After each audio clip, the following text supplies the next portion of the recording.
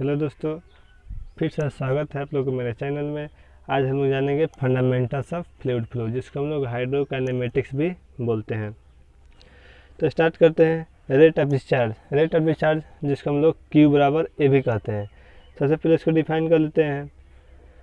The quantity of liquid flowing per second through a section of a pipe और a channel is known as the rate of discharge और simply discharge. मतलब कि पानी का जो quantity पर second flow होता है किसी पाइप के सेक्शन से, उसी का हम लोग रेट ऑफ डिस्चार्ज करते हैं, जिसको हम लोग Q से डिनोट करते हैं। फार्मूला होता है Q बराबर A भी।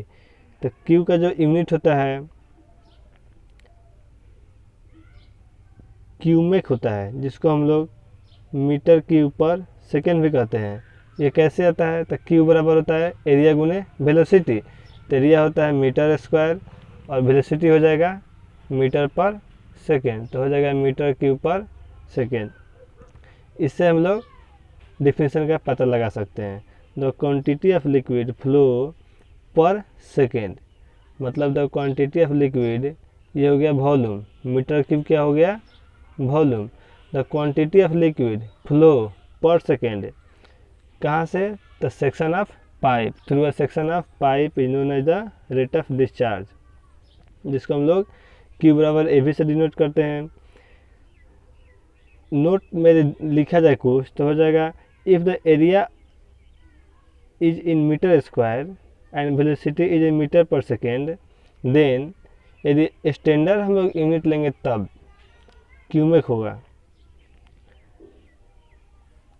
यदि हम लोग इसको वॉल्यूम में चेंज करके देखा जाए तो 1 मीटर बराबर होता है 1000 लीटर। 1 मीटर बराबर होता है 1000 लीटर। तो इसके हम लोग यूनिट से हम लोग डिफिनीशन का पता लगा सकते हैं। और डिस्चार्ज बराबर हो जाएगा एरिया गुने वेलोसिटी। यहाँ से डिस्चार्ज पता चल जाएगा। अब है नेक्स्ट इक्वेशन ऑफ कंटिन्यूटी और लिक्विड फ्लो। तो हम लोग इसके बारे में जानते हैं। इफ़ एंड इनकम्प्रेसिबल लिक्विड क्या होता है? जिसका वॉल्यूम और डेंसिटी जब वो फ्लो होता है तो चेंज नहीं करता है, उसको हम लोग इनकम्प्रेसिबल लिक्विड कहते हैं। If an incompressible liquid is continuously flow through a pipe or a channel whose cross-sectional area may or may not be constant, the quantity of liquid passing per second is same at all sections.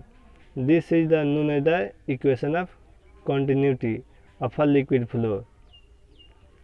कहने का मतलब है कि जब incompressible liquid किसी pipe से या channel से फ्लो करता है तो जो लिक्विड का क्वांटिटी होता है, मतलब पर सेकेंड जितना क्वांटिटी में लिक्विड पास करता है, वह सेम होता है सभी सेक्शन पर।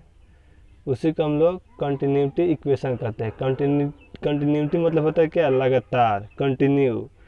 तो जब किसी चैनल से इनकम्प्रेसिबल लिक्विड मतलब जिसका वॉल्यूम और डेंसिटी चेंज नहीं होगा, तो वॉल्यूम और डेंसिटी चेंज नहीं होगा तो क्वांटिटी ऑफ लिक्विड क्या है? सभी जगह कांस्टेंट ही रहेगा। तो कहने का मतलब ये है कि जब इनकम्प्रेसिबल लिक्विड किसी पाइप या चैनल से फ्लो होता है तो जितना, यदि प्रत्येक सेक्शन पर देखा जाए, जैसे ये पाइप हो गया और यहाँ पर सेक्शन ले लिया जाए, यहाँ पर सेक्शन ले लिया जाए, यहाँ पर सेक्शन ले लिया जाए, ये हो गया 1 सेक्शन, 2 हो गया 3। तो यहाँ से जो लिक्विड इंटर किया उतना ही लिक्विड का जो वॉल्यूम होगा, क्वांटिटी होगा, यहाँ भी होगा, यहाँ भी होगा, और जब वो बाहर निकलेगा तो यहाँ भी होगा। इसी को हम लोग कंटिन्यूटी इक्वेशन कहते हैं। यानी सभी जगह लिक्विड का जो क्वांटिटी होगा प्रत्येक सेक्शन पे वो कांस्टेंट होगा, सेम होगा। उसी को हम लोग कंटिन्यूटी इक्वेशन कहते हैं। इसको हम लोग कह सकते हैं continuity of a liquid flow. यदि हम लोग इसका डिस्चार्ज लिखना चाहें तो Q बराबर क्या होता है? एरिया गुने वेलोसिटी। तो इस सेक्शन पर हम मानते हैं कि इसका जो एरिया होगा वो A1 हो गया, इसका A2 हो गया और इसका A3 हो गया, और इसका जो वॉल्यूम है V1, इसका हो गया V2, इसका हो गया V3। तो डिस्चार्ज यदि Q1 हम लिखें तो क्या होगा? एरिया इंटू यानी A1 इंटू V1, और Q2 हो जाएगा A2 इंटू V2, Q3 हो जाएगा A3 इंटू V3। और हम लोग कंटिन्यूटी का इक्वेशन हम जानते हैं कि जितना डिस्चार्ज यहाँ पे होता है उतना ही डिस्चार्ज यहाँ पर होता है, जितना यहाँ होगा उतना ही यहाँ होगा, जितना यहाँ होगा उतना ही यहाँ होगा। यानी सभी सेक्शन पर चैनल के किसी पाइप या हम कोई पाइप ले या चैनल लें तो उसका सभी सेक्शन पर जो होगा डिस्चार्ज वो सेम होगा। तो हम लोग क्या लिख सकते हैं, Q1 बराबर Q2 बराबर Q3, और आगे भी सेक्शन होगा तो आगे भी हम लोग लिख सकते हैं। ऐसे हम लोग न्यूमेरिकल सॉल्व कर सकते हैं इस बेस पर। यदि यहाँ पर Q1 का वैल्यू दे दे तो यहाँ Q2 का वैल्यू बता सकते हैं। नेक्स्ट है अब पोटेंशियल लाइन। पोटेंशियल लाइन को हम लोग इक्वी पोटेंशियल लाइन भी कहते हैं। हम लोग ऑब्जर्व कभी करते हैं, यदि घर में हम लोग खाना बनाते हैं और सरसों का तेल गिर जाता है तो जहाँ पे वो गिरता है वहाँ पे उसका परत मोटा होता है, लेकिन धीरे धीरे जो होता है उसका परत पतला होते जाता है। इसका मतलब क्या कि यहाँ पे यदि गिरा तो वहाँ पे यदि उसका हेड हम नापे, पोटेंशियल लाइन का जो हेड है वो मानते हैं H1 हो गया, फिर आगे जाते जाते कुछ कम होता है, फिर वो H2 हो गया, फिर H3 हो जाएगा। मतलब जो लॉस ऑफ हेड हमेशा यदि यहाँ पर सेक्शन लिया जाए, यहाँ पर सेक्शन लिया जाए, यहाँ पर सेक्शन लिया जाए तो सभी जगह लॉस ऑफ हेड होते जाता है। तो यदि इसको हम मिलाएं तो कुछ इस तरह मिलेगा, ऐसे ही लॉस ऑफ हेड। वैसे ही जब पानी फ्लो करता है किसी चेम्बर से तो उसमें भी लॉस ऑफ हेड होते जाता है। यानी लॉस ऑफ हेड कहने का मतलब जो पानी का जो थिकनेस है वह कम होते जाता है धीरे धीरे, जिससे उसका हाइट कम होता है। तो H1, H2, H3 जिसे हम लोग जानते हैं लॉस ऑफ हेड को हम लोग रिप्रेजेंट करते हैं।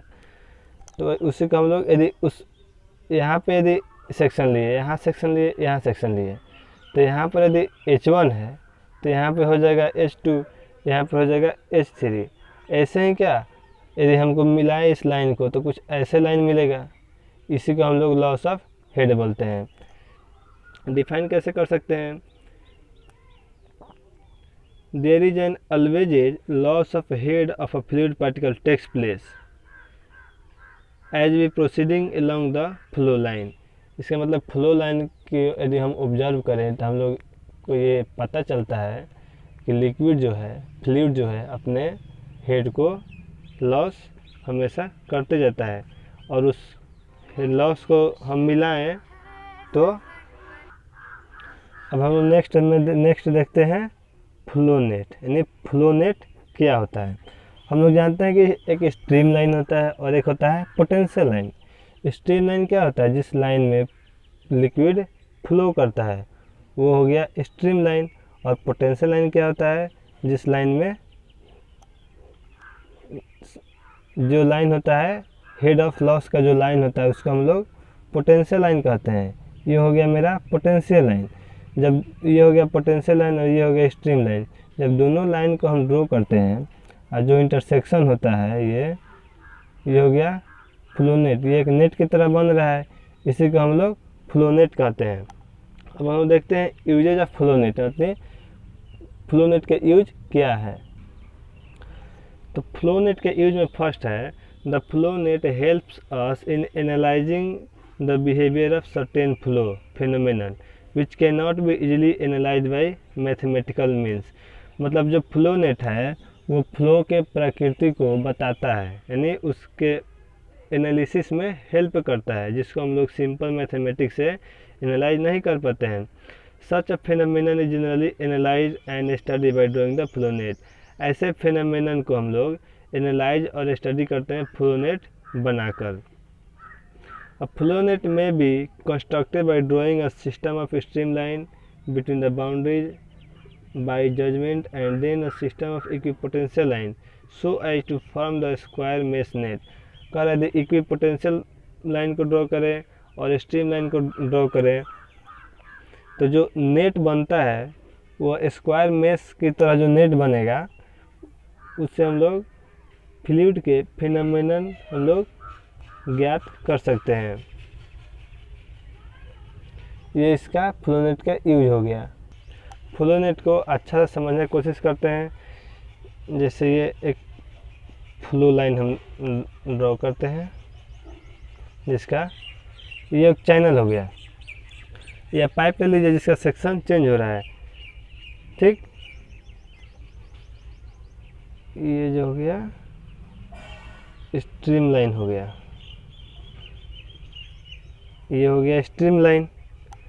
और इसका जो पोटेंशियल लाइन है, मतलब जो हेड ऑफ लॉस हो रहा है, उसके लिए हम ड्रॉ करें तो कैसे ड्रॉ होगा, ये हो गया पोटेंशियल लाइन।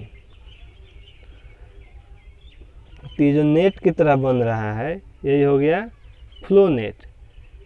इसको हम लोग दूरी लेते हैं x1 और वेलोसिटी हो गया v2। यहाँ जो दूरी होगा, यहाँ पे यदि फ्लो नेट बनाया जाए तो यहाँ जो डिस्टेंस होगा ये x2 मान लेते हैं, यहाँ पे कुछ और होगा, यहाँ पे कुछ और होगा, और यहाँ वेलोसिटी भी कुछ और होगा, और वहाँ वेलोसिटी भी कुछ और होगा। इसको हम लोग ऐसे ही हम लोग एनालाइज करते हैं ड्रॉ करके।